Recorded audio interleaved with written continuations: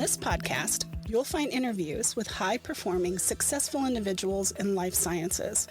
On a weekly basis, we cover their proven methods, principles, strategies, and mindsets to implement new technologies that scale to meet the needs of people in our world.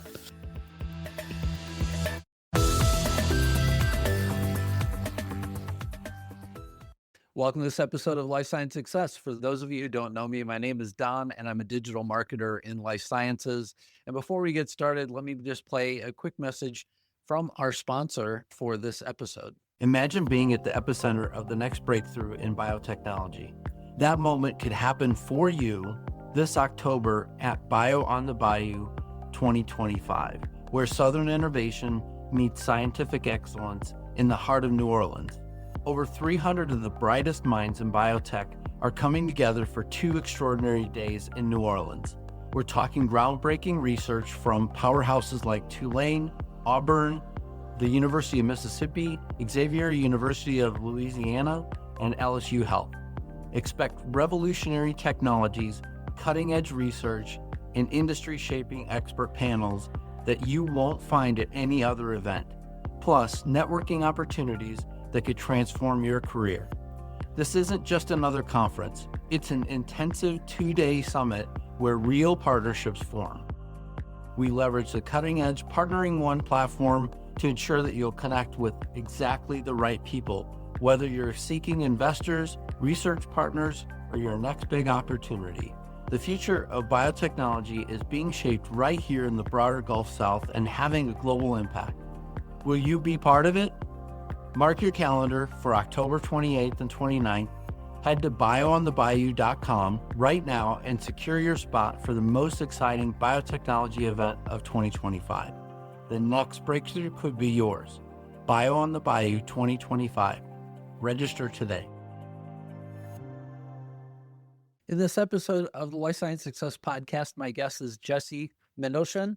He's a senior vice president at Model N with nearly 2 decades of experience in pharmaceutical pricing, revenue, and payer management. So with that, welcome, Jesse. It's great to have you. Thank you. It's good to be here. I appreciate you taking the time with me today.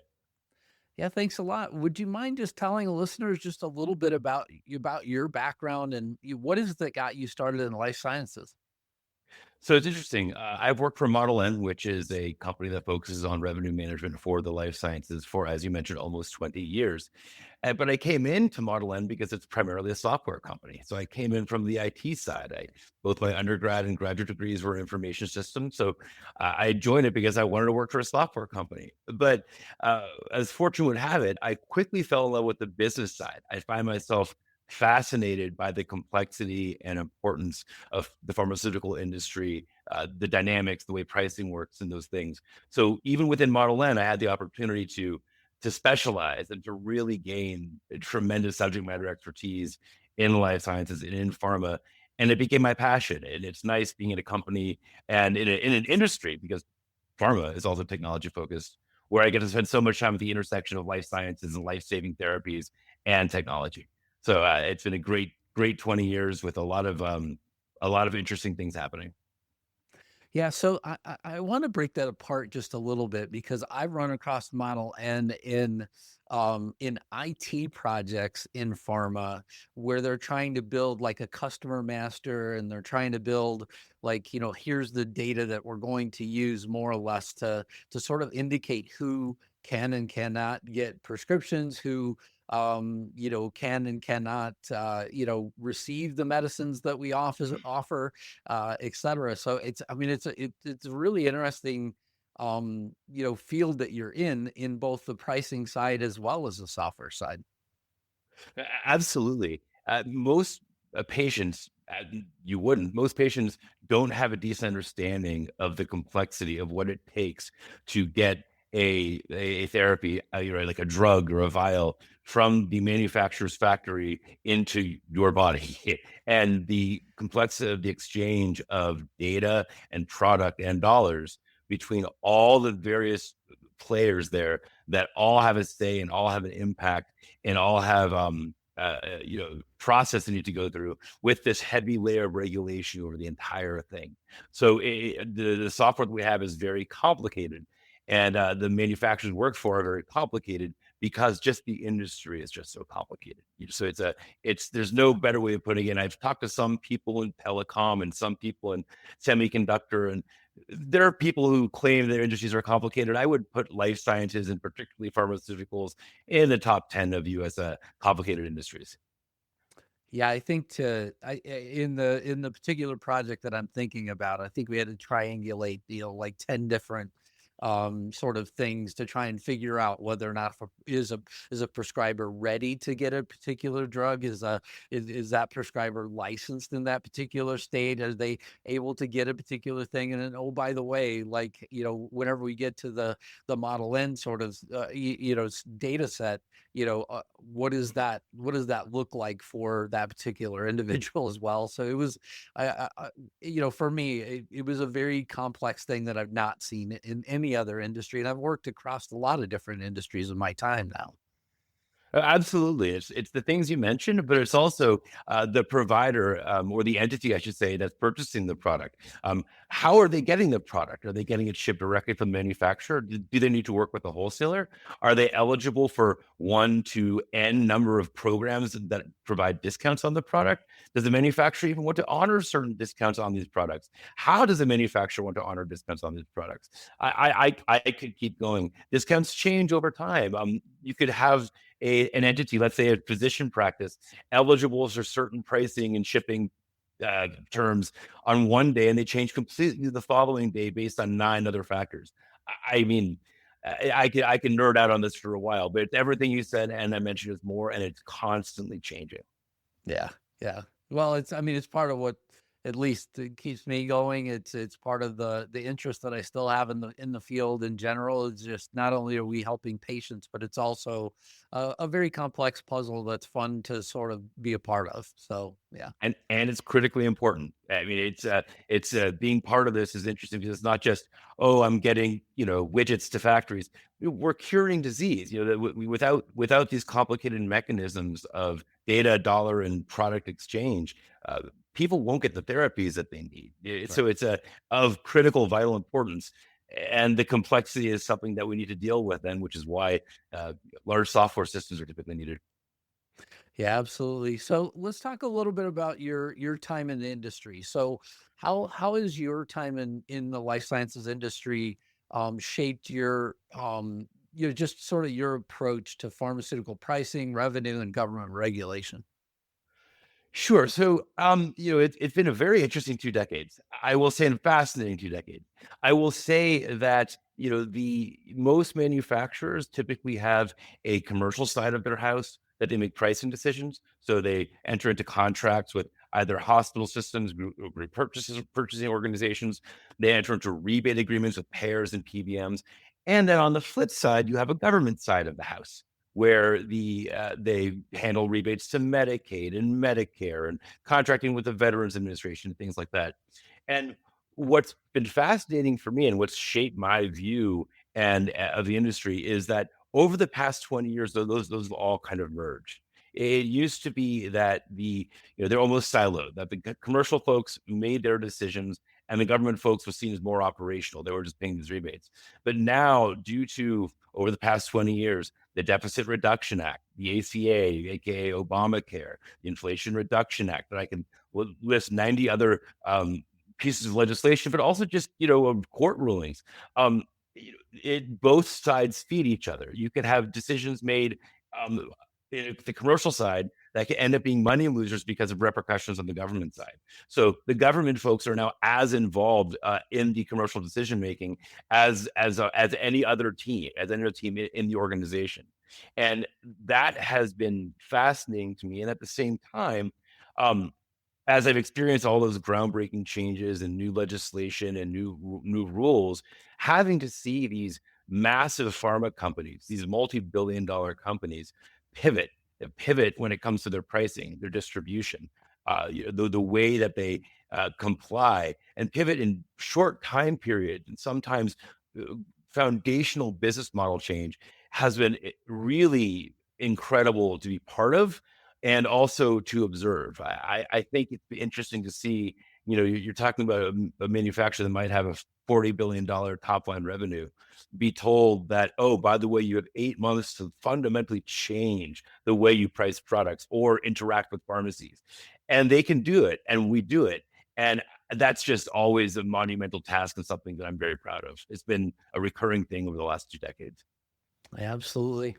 So let's talk a little bit about the milestones in your career. So you talked about the fact that you were on the software side, whenever you came into Model N. But overall, what were some of the key milestones as you look back in the last 20 years that led you to where you currently are in your current role as senior vice president? That's a good question. So let me answer it in 2 ways. First of all, the software side and the industry side. So from the software side, when I first joined Model N, our software was good, but it wasn't feature rich. So the first manufacturers that we had to implement the software at, the software still required a lot of customization and changes and improvements, and it didn't cover all the requirements for big pharma. But large milestones for my career from that side was when probably 10 years into it, we were starting to implement very, very large manufacturers. And we were able to implement our software soup to nuts that manage all the pricing, all the government pricing, all the chargebacks and rebates with very minimal customization. So the fact that we had finally made a suite that we could just slide into these large manufacturers and configure to meet their requirements without writing all this code, that was a big moment for me. That was a moment for me in my career. It was a moment for the company. And that was a big time where we realized, oh, wow, we are the solution for this. Now, to switch over to the industry side, as I mentioned, you can't make good software for an industry unless you really deeply understand that industry. And pharma revenue management, it's not CRM, it's not ERP, it's not CPQ, it's not one of these general homogenized types of software where you could go take classes in, and there's business schools that have specializations in it. It is a very specific niche within a niche that you typically can't learn the traditional way. So I would say really the other moment of truth or milestone in my career is when I finally got it. Right? When I finally recognized myself and other people as an industry subject matter expert. And frankly, the fact that I have enough respect to be invited to be on these podcasts or to speak at national conferences and sit on policy discussions in Washington and interact, frankly, with some of the most elite and well-respected leaders in pharmaceutical companies, law firms, and think tanks, that gives me tremendous satisfaction. And while I may seem suave and comfortable in these environments, I still pinch myself when being able to interact at the same level as some of these people. And the reason why I've been able to do that is really just recognizing the strong, deep subject expertise that is required to correctly give advice, to implement software, and to relate to folks in this industry, because you need to know it and you need to know how every single piece touches every other piece. And when I finally got there, I would consider that a career milestone. Yeah, absolutely. So let's talk a little bit about your current role at Model N. What does a typical day look like for you? Sure. So I'm in the services side of Model N. So I'm in the professional services consulting, if you will, side of Model N. And I've always been there in one way or another. Like I've of course changed roles, changed titles, but I've always been within services. I've never been in product. I've never been in sales. But that said, so there's kind of three main areas that I'm responsible in services. The one is service sales. So this is the team that actually goes out and gets statements of work drafted, make sure we really understand the type of need a manufacturer is asking from us, whether it's some advisory work or expert services, or just give them our advice on things, all the way to they want us to retrofit something to their system or integrate it with another system, to expanding additional modules, or we want to deploy to Croatia, those types of things. Scoping that work and properly scoping it, staffing, and getting those signed. Further down, I'm also responsible for all of the US and EMEA-based delivery teams. So the teams who are actually in the field, configuring, testing, tuning, building, or advising around our software, they also report up to me. And lastly, I'm responsible for the education department. So it doesn't matter how well your software works and how well it's tuned and how flawless it meets your requirements. If the business users don't really know how to use it well, it's all for nothing. So we have a small but mighty education team and a lot of online content that we publish, as well as in-person training that we're responsible for. So if in short, essentially what I'm responsible for is the universe of getting our software up and running and making sure people know how to use it. Yeah. Well, I mean, absolutely critical, especially whenever you have projects to implement inside of, pharmaceutical companies, and you have to get it right. But then also, from your side, just making sure that you have, the right people trained at the right level so that they can support those people is critically important too. Oh, absolutely. I mean, manufacturers rightfully expect that the people that we put on their projects understand their business, and the people that we put on their projects understand the legislation and the laws and what it means to implement this. So, building up our own resources and investing in them, and making sure that they earn the respect of people for whom they're working at manufacturers is very important.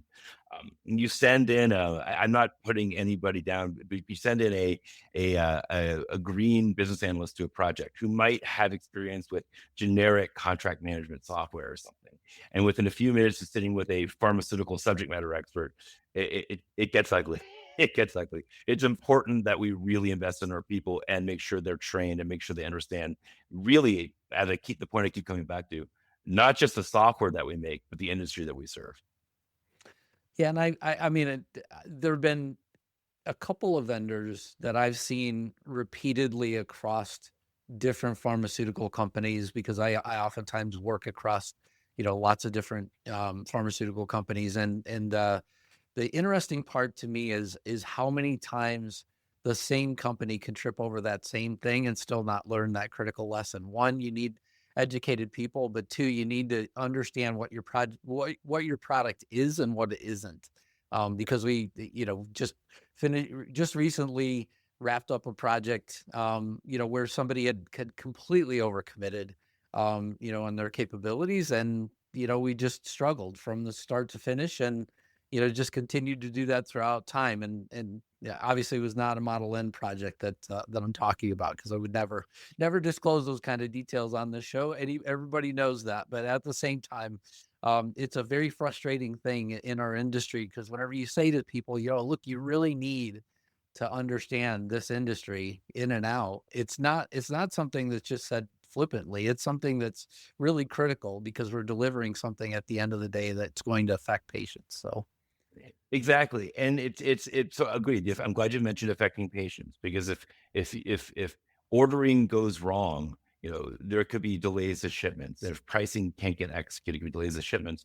But also, to be clear, there's the regulatory aspect. There's these umbrellas of laws that are over these manufacturers, and if it's Model N often that is calculating the government prices that are used to pay Medicaid rebates. Now, we calculate them according to each manufacturer's policy. But if we don't have a good understanding of why they're being calculated, or the laws, the rules behind them, and we don't configure them properly, or we don't know how to properly get the information that we need from manufacturers to understand their policy and methodology, that's going to cause issues and project delays, and a number of tie-out problems that just cause headaches for everybody. And it's absolutely the case. I say, whenever I keep coming back to this point, but I can't say it again. Whenever we have new business analysts or new folks that we hire, or people ask my advice of, what will be good for my career at Model, and I say, learn the industry, and then the software will make sense. Yeah, absolutely would. So let's talk a little bit about, you know, the the Model N approach, from a revenue optimization and compliance for life sciences, and how does Model N approach this, and what is the company's mission? Sure. So let me start with the last part, company's mission. So we are a revenue management company. We innovated in that space, and more specifically, reducing or even eliminating revenue leakage.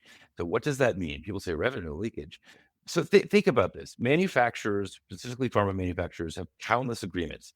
They price their products when they're ordered. They pay distributor rebates, also known as chargeback, to wholesalers, related to contracts that they have downstream with indirect customers like hospitals. They have PBM rebates that they pay. That's very popular in the news right now, about the PBM rebates or access rebates that they pay. They have mandatory rebates that are paid to Medicaid, Medicare. They have pricing they have to execute to the Veterans Administration. I can go on.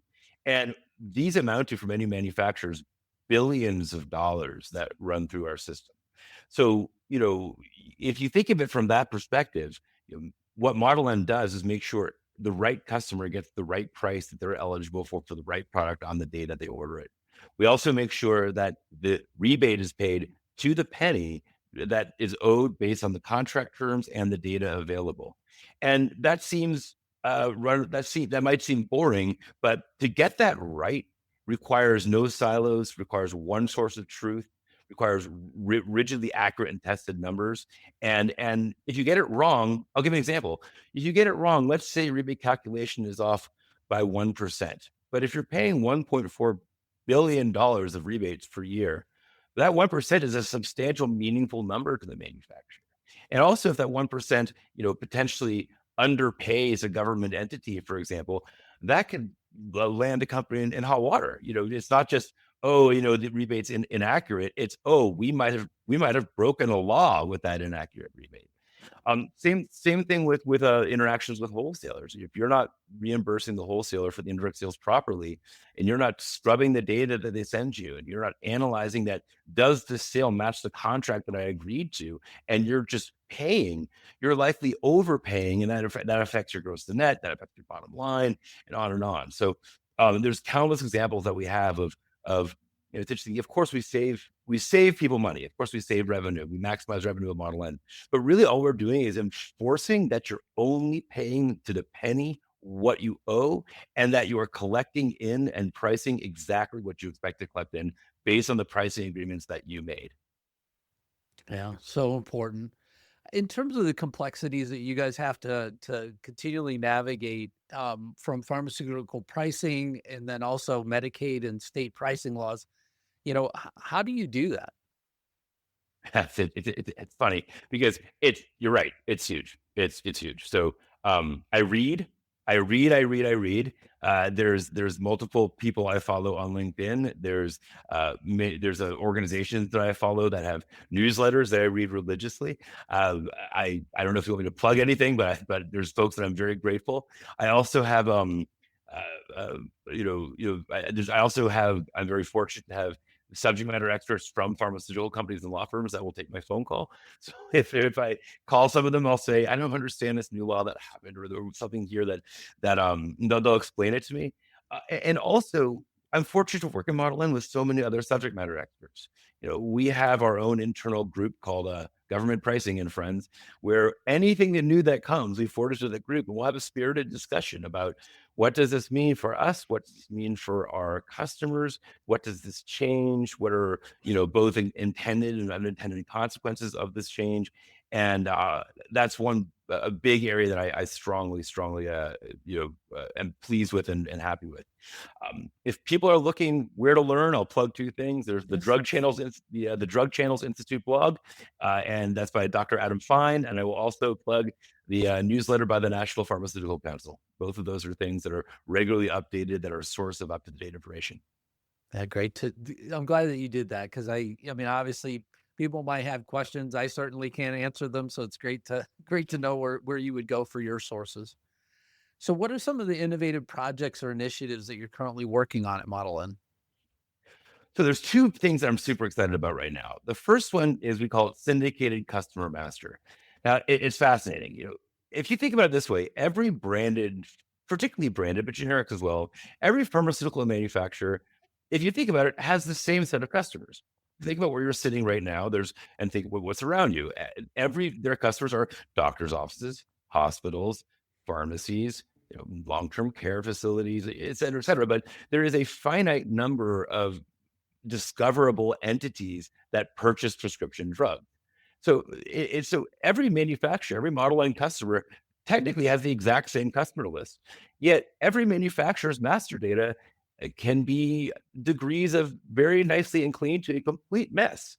So this is something in Model N we realize why when everybody has the exact same customer list, is customer such a mess of customers? There's all these point solutions for master data management and class of trade assignment and duplicate customers. So what we've built is a golden copy, if what you will, is basically we've leveraged uh, data and feeds from multiple entities out there, including HRSA, including the DEA and the Postal Service, and even just Google and some of our own code, to essentially make them a customer master.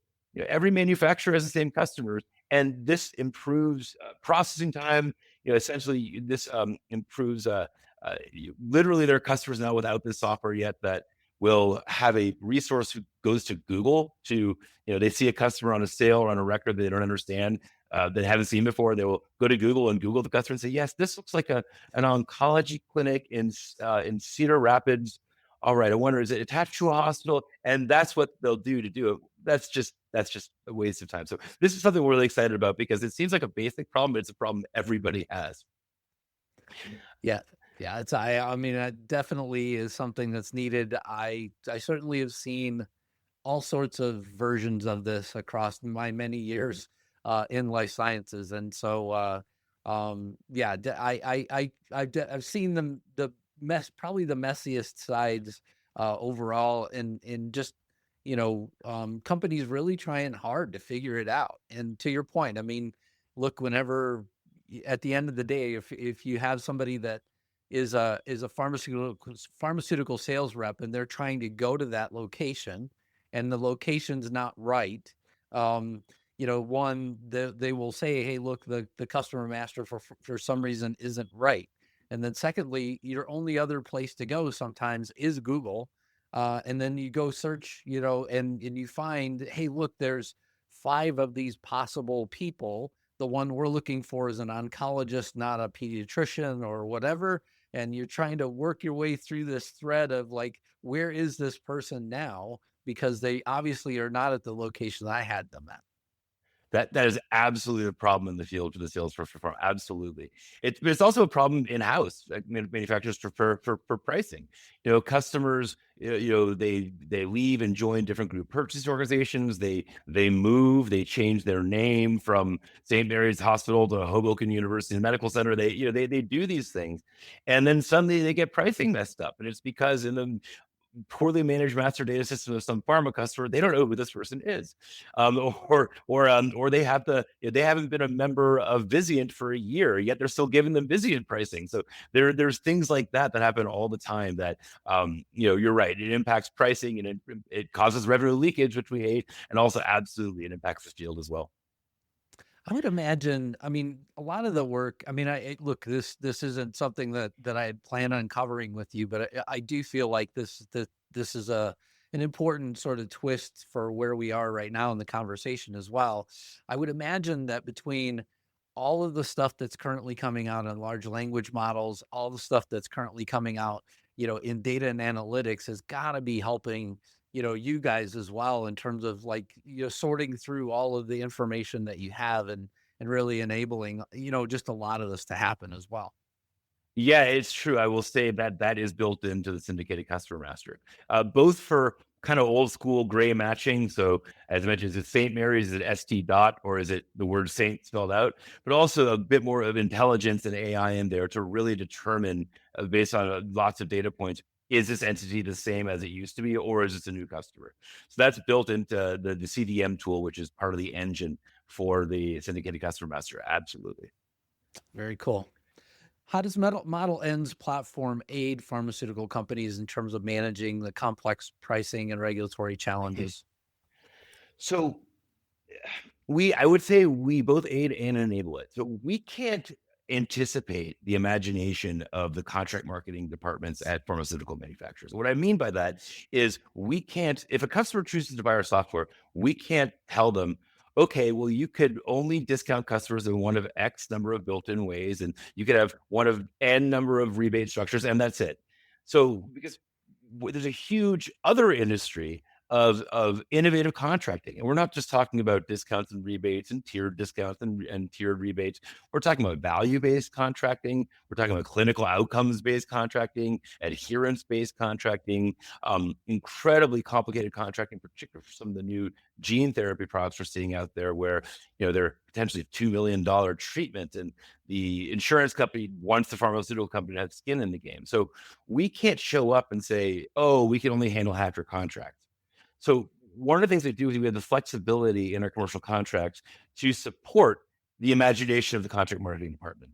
And it might take some work, it might take some creativity or members of my team to help implement, but we have incredibly complicated contracting scenarios being managed in our system.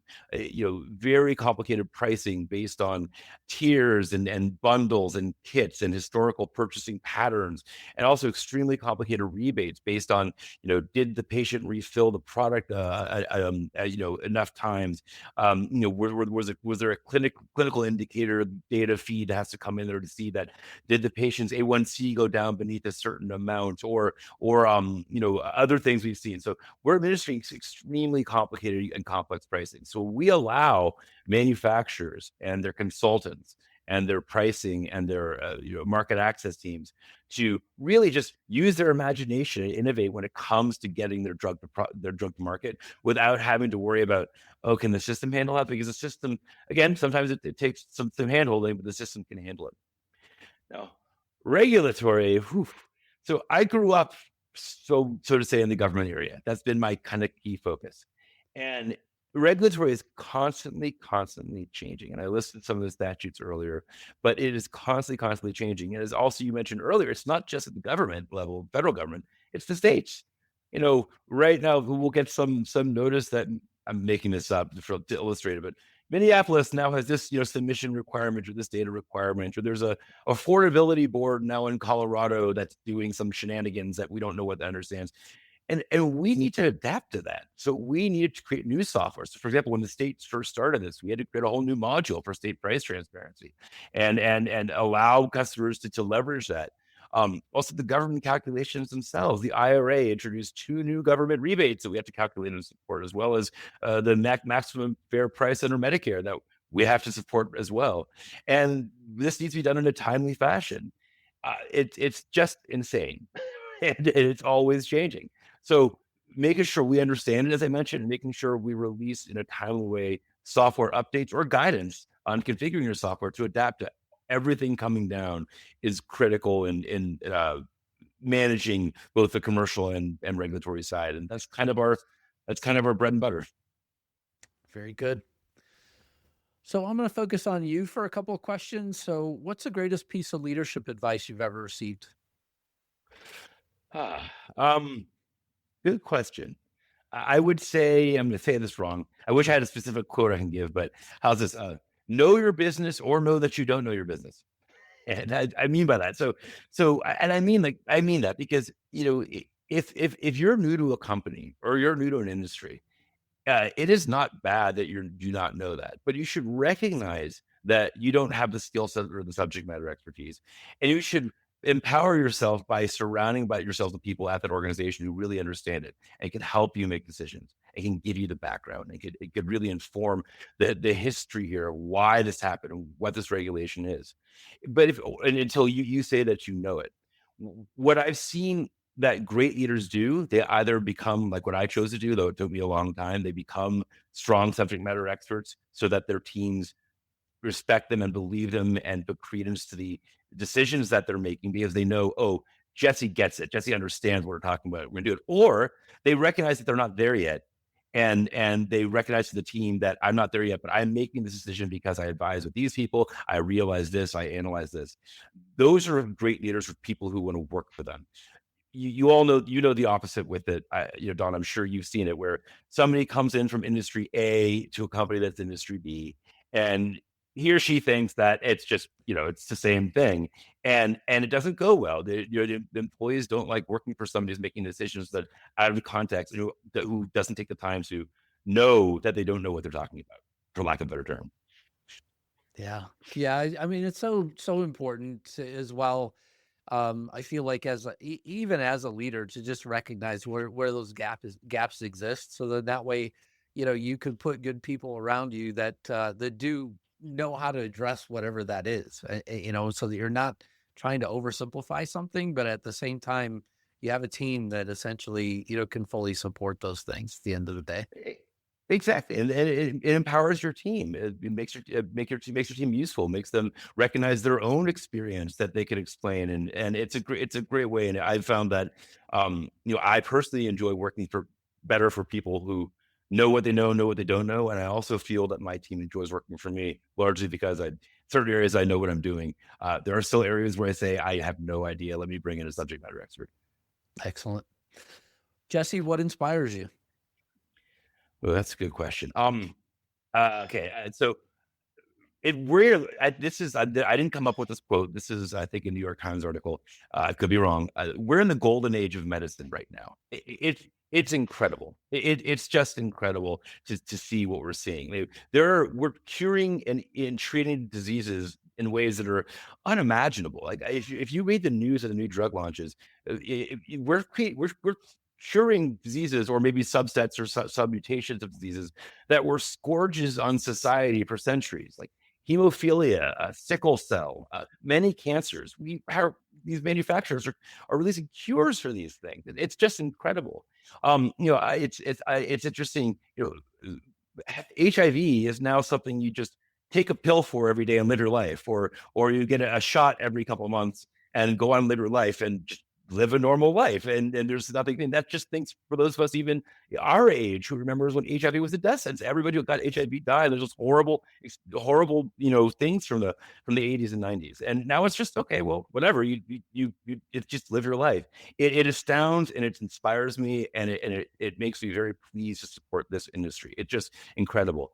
I think people, almost are getting used to the fact that these new treatments are out there, and there's only more to come. There's innovations. This is all public information coming in Alzheimer's and ALS, and there are these breakthroughs coming in even more types of cancers. It's really, really incredible, and I'm just inspired by these press releases or these jaw-dropping news articles about strong results in a clinical study for something that has just been impossible to even treat, let alone cure. Yeah. Well, thank you for sharing that. What concerns you? So, um, frankly, I'm not getting political, but research funding. This is not just federal research funding. This is because of all the aforementioned things I mentioned, all the new laws, all the new regulations, all the new, competitive aspects. In internal manufacturer spending, their margins are being crunched, and when margins are being crunched, they might cut R&D. And also, it just common news that federal research funding is drying up, both for manufacturers, both for university level, and that golden age of medicine that we're living in right now could just fizzle. It could just fizzle without money and resources to support basic and advanced research, and or to enable other companies to support basic and advanced research. All these things we're enjoying, and these clinical trials that we're watching that could save people who never were able to save before, it could just all come to a halt. And that is something that concerns me and keeps me up at night. Yeah, I think it's a real concern. I mean, I was having a conversation last week, shortly after the podcast, actually last week, where somebody was telling me that a particular university's research funding, 60% of it came from the government. And so now 60% of it's essentially gone until we figure out, what's the next step. Again, not to make it political, but, just trying to figure out, like, what do you do with 60% of your costs while you sort of try and continue things forward? I have a feeling there's probably a level of, good Samaritans that will come along and say, hey, look, there's some of this that we could support, but it's probably not enough to fully fill that gap of 60%. And this is only one particular university. I mean, there are other universities that their split was a little different. And so who knows, how this plays out, in the end. And then, you have at the same time, you have companies that are extremely small, say less than 10 people, that, have been working on the same thing for the last few years with some support from government funding and a very, very thin sort of level of support from venture capital and other funding sources for the last couple of years has been tough anyway. And so now Exactly. without some of the things that you would get otherwise from states or from the federal government, what are you going to do? I just have I've described this before in other episodes where I believe that there will come a time where big pharma will turn to look at the market of companies that are developing the next series of molecules and creating the next level of technology. And there's going to be a vacuum there because Yeah. sort of those things will come along in 5 to 10 years. Right. So there's a lengthy period of time that all this stuff occurs. And, will we see it tomorrow? I doubt it, but we will see a future where there'll be a gap, I believe. I agree. I agree. It's going to be, and again, we'll see how things play out. I'm sure the news is different from an hour ago based on the world we live in right now. So we'll see how this plays out. But it is a genuine concern, and it's also like not just funding, but the legislation that's passed, the Inflation Reduction Act, well-meaning, has a lot of unintended consequences that also could, halt potentially getting existing drugs approved for new indications, or biosimilar and generic competition. There's a lot of unintended consequences that are coming up that could also, again, uh, you know, reduce the glory of this golden age of medicine that we're in. It's a problem. Yeah, absolutely. Last question. What excites you? Um, again, I think I've plugged my company enough, but the first thing I think about is our Rainmaker conference, which is next month. I especially since COVID, this is just generally speaking, conferences in general. I used to be in the field all the time, and I learned so much by physically sitting in a manufacturer's with their contract marketing people and really getting to know and being in the rooms while they're discussing their 340B policy or their pricing things. And some manufacturers are back fully on site. Many manufacturers are not, and even the ones that are back, the budgets they're giving to bring consultants there are low. They like us to be remote. So I'm so excited to be with people and physically learn from the manufacturer community, which is where I got a lot of my knowledge originally, all in the same place. So, of course, that applies to our Rainmaker conference in May, but also in general to some of these larger conferences I'm able to attend. It gives me something very much to look forward to in my job. Yeah, absolutely. Well, Jesse, thank you so much for being on the Life Science Success Podcast. Thank you for being here and sharing what it is that you do in Model N. I hope that a lot of people gleaned a lot of great perspectives from this, because I definitely think that this is not an easy place to play, in our overall field. And so, I definitely got a lot out of the conversation. I appreciate it, Don. I enjoyed talking with you. Thank you for listening to Life Science Success. For complete details about this podcast, including show notes, how to get in touch with guests, and more episodes, please visit www.lifesciencesuccess.com. If there's someone you'd like for us to invite to the show as a guest, please let me know by sending me a message at the podcast website. Please click subscribe on your favorite podcast app, share the podcast, or tell a friend about it, and last but not least, rate the podcast. Thank you again.